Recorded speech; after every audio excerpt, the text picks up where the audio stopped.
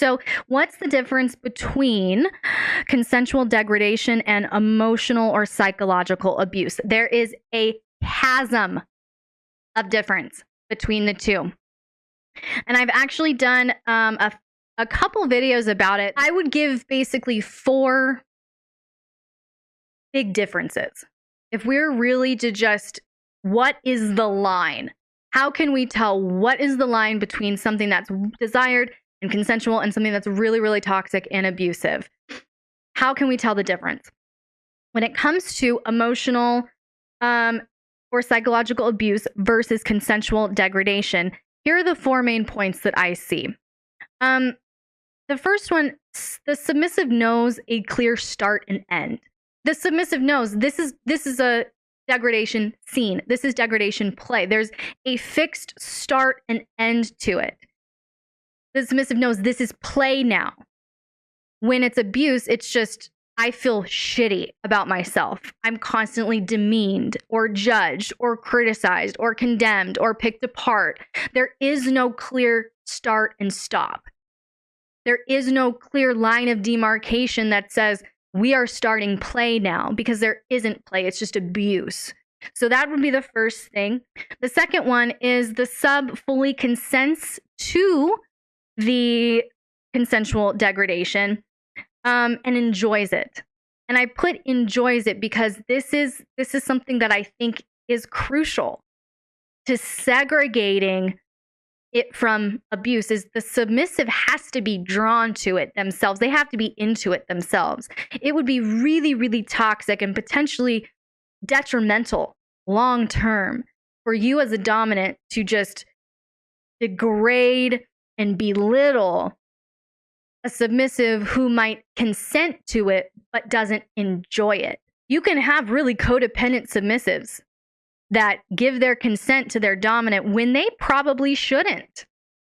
But they want to be pleasing. They want to be a good submissive. They've been told by toxic people or communities that this is what they have to do to be submissive. And so the submissive might consent to something. Yes, I trust you. I don't want to say no to you. You can say to me and do to me whatever you want, kind of thing. But they get in the scene. They don't have a desire for it. It is going to cause harm. It will. It will. So I think the submissive has to have a desire for it. The submissive has to enjoy the degradation or humiliation elements too. It can't just be I consent to it. And even with my definition of consent, I stand by what I'm saying. Consent being a completely mindful, willing, and uncoerced choice to say yes, and the ability to revoke that yes at any time without fear of repercussions. Sometimes, even with that, really, really, really traumatized, codependent submissives, they're not getting coerced or forced by their dominant. They're coercing themselves in their own trauma responses. And so what is technically consensual is going to be harmful. So I think the next one, and this goes within my definition of consent, the submissive can stop it at any time, right?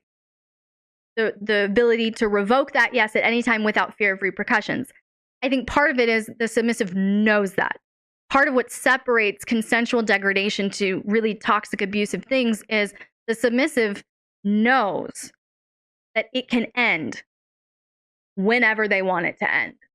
They know that they are not going to be forced to keep enduring something if they hit the limit, if they hit their wall. That's never an option for an abuse victim. Never.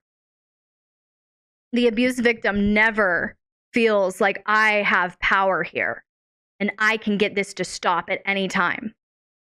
The abuse victim doesn't ever get that luxury or that empowerment. So that's a big difference too, is they can stop it at any time. They know that. They're assured of that. And degrade only around things that your sub can change. And this is a point that I've made in those videos. If you degrade things that your submissive cannot change, and there's even a Q&A clip about this too.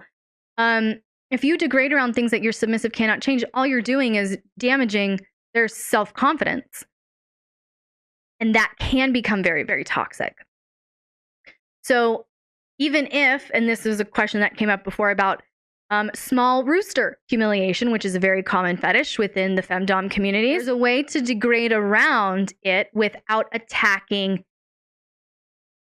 the self-confidence issue. So it's not, it's so tiny, it's so pathetic. It's, I don't care how it looks. I don't want it right now.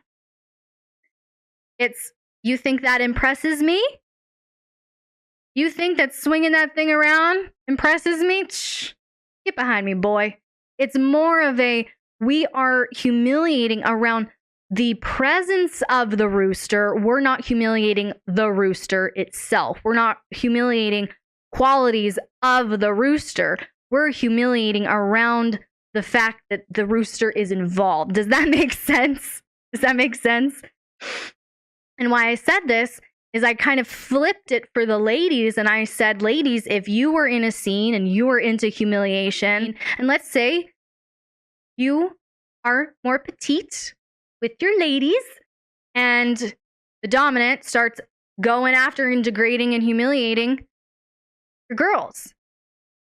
All the ladies were like, I don't care if I'm into it or not. That would sit with me. It would sit with me after the scene. And it would probably make me feel insecure. And so that's the thing. It's like, how much risk do you want to take? Risk-aware consensual kink, right? How much risk do you want to take with your submissive? Are you willing to risk your submissive truly being emotionally damaged by the things that you say? Yes, that's up to you. I'm not willing to risk that. I'm the safety girl.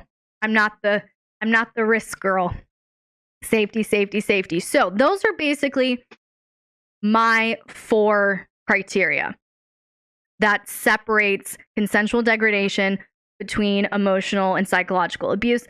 The sub knows the clear start and the end. The submissive fully consents and enjoys. The sub can stop it at any time. And degrade, as a dominant, degrade only around things that your sub can fix.